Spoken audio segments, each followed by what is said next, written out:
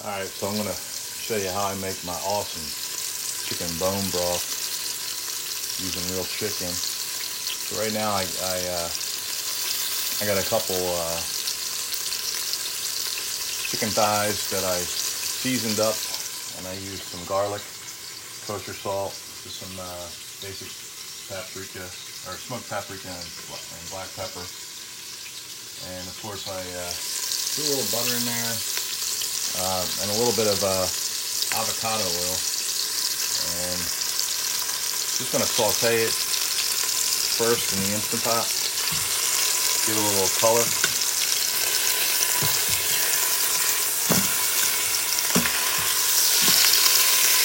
Boom, it's looking good. And once that's done, I'll show you the next step. So I'm about to finish sauteing this stuff. But before I do, I went ahead and minced up a little garlic, and we're going to go ahead and dump the garlic in there. I'll have to stop filming for that, but you get the idea. I'm going to dump that in there and then stop the heat for a little bit, and then once I have my bone broth ready, we're going to dump that in. All right, so here I have my homemade chicken broth that I pulled out of the freezer not long ago. It's been thawing. And what we're going to do is pull out those chicken real quick, just put them down, and then we want to deglaze all that yumminess at the bottom there. That adds flavor to the broth. So let's get to that.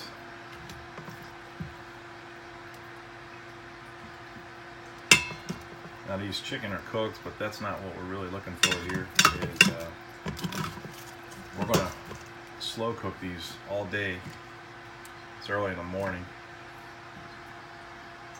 so let me get this open and we'll start dumping it in.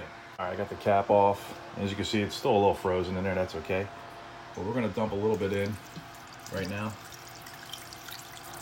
and then what we're going to do is scrape the bottom in here and get all that off of there, and that's going to add flavor to the broth. I've gotten all that off, deglazed, and that's going to add a lot of flavor to this broth. I'm going to put back the chicken.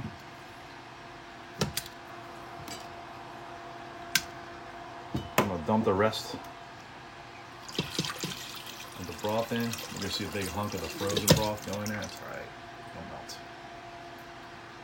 It'll melt. And then what we're going to do is in the Instant Pot, pull this back, and we're going to go down to slow cook. And you can set it for any time. I really just need probably about 14, well, maybe 4 or 5 hours today. So, well, really my goal is to let that slow cook for a couple hours right before dinner. We'll serve this as like our opening course. And as you see a little bit later, that the chicken's just going to fall right off the bone. This is going to be the best chicken soup you've ever had. And at that point, if you want to add any vegetables right beforehand, celery, carrots, onion, anything you want to add in there. And then a lot of people might want to add noodles and make chicken noodle soup. But I avoid the noodles. I go straight with the chicken. So we'll come back later and see how it turns out.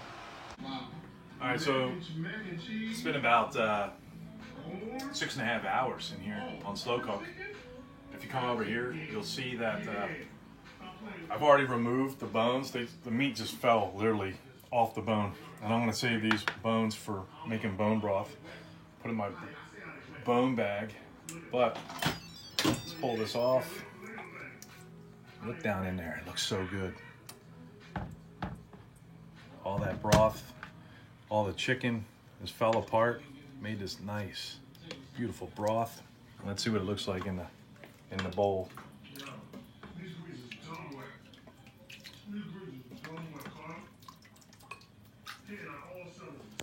You can see I literally just dumped that chicken in there, so there's skin and all kinds of stuff in here, but that's all the good nutrients for you.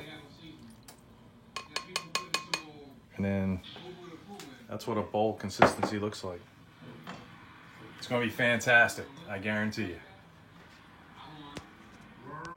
All right, so here's the finished product. About to eat it.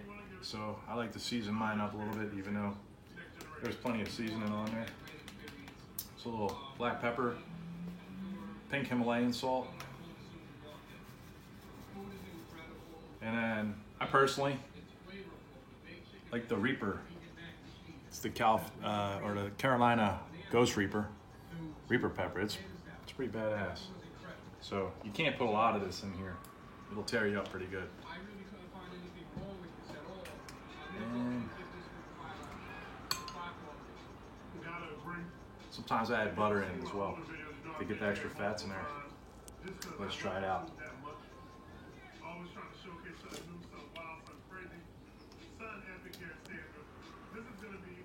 Oh yeah. So I made this with Butcher Box chicken, and it's all the meats I get from that are either grass-fed or free range, no antibiotics, nothing like that. And the bone broth I make myself, and I use distilled water, and I use all the bones from all the quality meats that I buy. I keep the bones on that, but this broth is it's legit. This is what the chicken soup they were talking about that used to heal up everything. So, and then like I said, if you want to put vegetables in like an hour or two before you pull it out, or put in any kind of noodles and that kind of thing, go for it. But I give this thumbs up.